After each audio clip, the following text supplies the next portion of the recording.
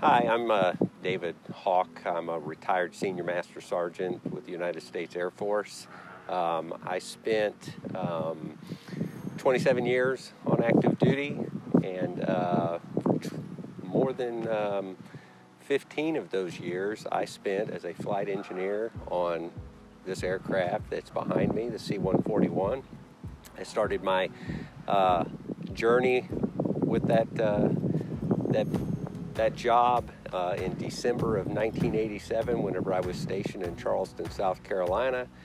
And then later on in 1994, I went out to Altus Air Force Base, Oklahoma, to where I was a combat crew training instructor, training the brand new aircrew member flight engineers that would fly these aircraft up until they retired in 2005.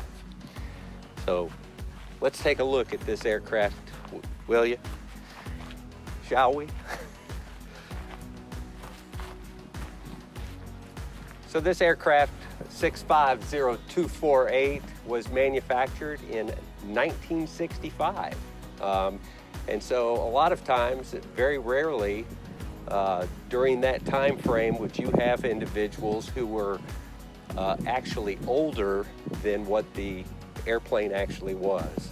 There were a few of us that were, but most of the pilots that I flew with on this aircraft, the aircraft was actually older than them. But originally, whenever these aircraft were designed, they were C-141A models. They were 23 feet shorter than what they are today in this configuration. What they did was they extended these aircraft. They put two plugs, one in the front and one in the back, and you can see in the front of this aircraft where that plug was. As you can see up over here is the leading edge light. Well, whenever it was an A model, that light was actually in this position right over here. So from that point to this point back here, you could see how far they extended it. When they extended it that distance, they were able to get an additional pallet of cargo on these aircraft. And so when they did that, they put another plug in the very back end of the airplane that was approximately the same size. And during that modification, they also put the air refueling probe, which is on the very top of the aircraft. And what that did was it extended the ability of this aircraft to stay in flight for an extended period of time indefinitely, because as long as you had that in-flight refueling capability and you had a tanker up there giving you some gasoline, you can fly virtually around the world without ever having to land. One of the nice things about this aircraft too is the auxiliary power unit that came equipped on this airplane. The actual motor that's inside here is the equivalent of an engine that's on the T-38 trainers. But what this APU, as we called it, the auxiliary power unit, what it did for us was it allowed this aircraft to go into austere locations to where we did not have power carts and or air carts in order to, and we could offload cargo then, after shutting down the engines, and then we could use the air that came off of this to start the engines back up whenever we got ready to leave. We could also refuel the airplane even with this APU running, so we didn't need to have the power carts plugged in or anything like that. It was a very self-sufficient type aircraft to where we could go virtually anywhere. And that's one of the biggest reasons why the Air Force really liked this aircraft. All right. Also, this aircraft had two troop doors, one on each side. These are the doors that we used to open up in flight, and then they have an air deflector that came out and a platform for the Army's airborne troops to jump out of this aircraft. This was the preferred platform for the 82nd Airborne. They loved jumping out of this airplane. And there's been many a times that I had been on this plane to where I had a 300 plus paratroopers in the back end of this airplane, and for some crazy reason they actually wanted to jump out and not go back and land with us. This aircraft, also known as a T-tailer, it was the first cargo aircraft that was manufactured, utilized by the Air Force to have a tail that resembled a T. There's two other airplanes in the inventory, the C-5s and the C-17. that have the T-tails, but the C-141 was the one who led the way on that one. The T-tail actually is just the horizontal stabilizer and the elevator for pitching the nose and up and down on the airplane. That entire unit up there would move up and down based upon hydraulic trim that you could control from the flight deck. As the weight changed in this airplane, burning off of fuel, you would have to, the center of gravity would change inside here, and in order to keep the aircraft flying straight and level, you would have to adjust the stabilizer, and that's exactly what that is the stabilizer, and the elevator is on the back end of that. That's what makes the trees get bigger and the trees get smaller.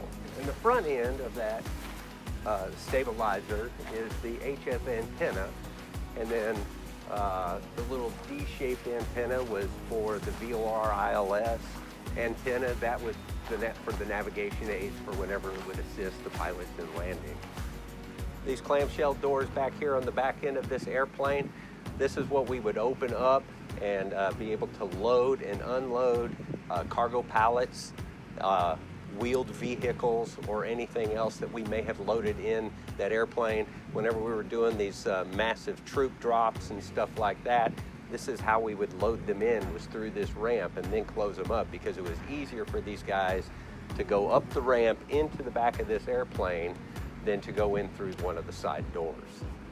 So how this does is, the first thing you would see from the outside that these doors were opening is up at the very front, you would see the ramp, and it would start to come down. It would come down level to the ground. Once it got in place, the sequencing valves inside there would then channel hydraulic fluid to open up these clamshell doors, and they would open all the way up.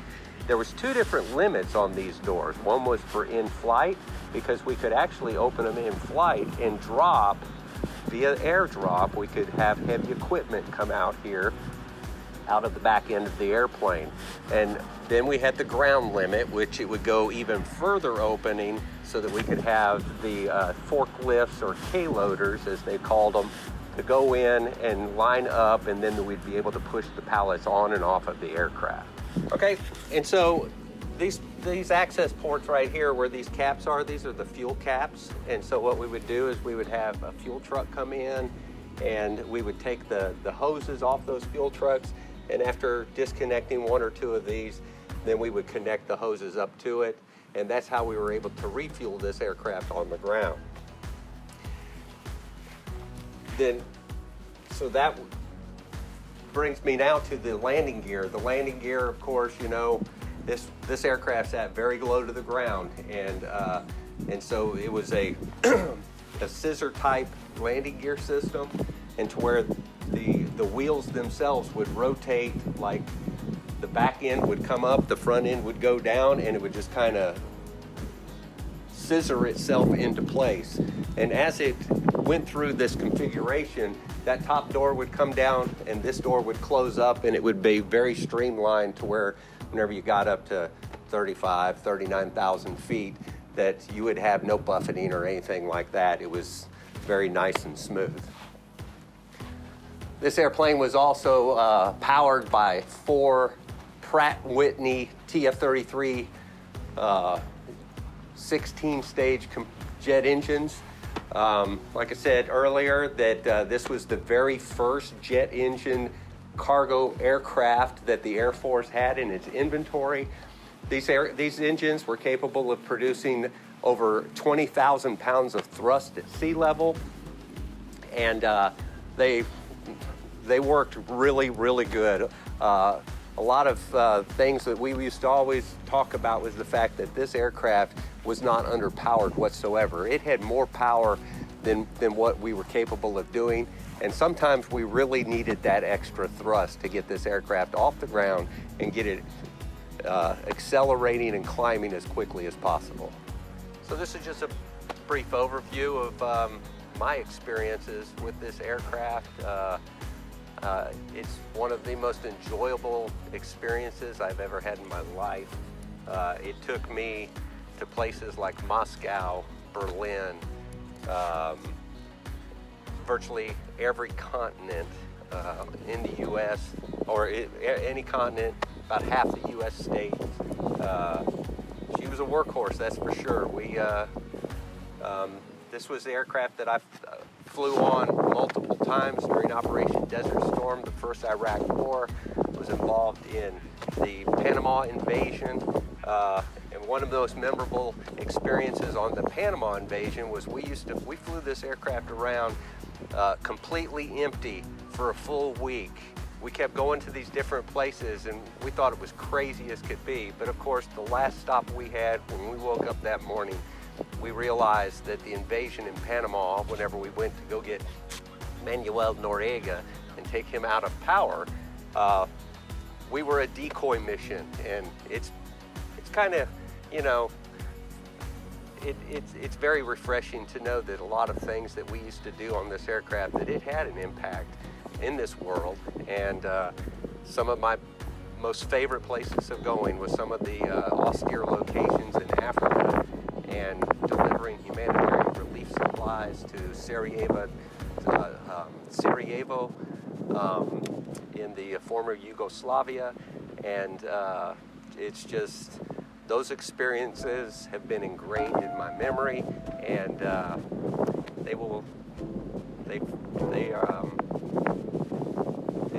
it was quite an experience. I get choked up even thinking about it.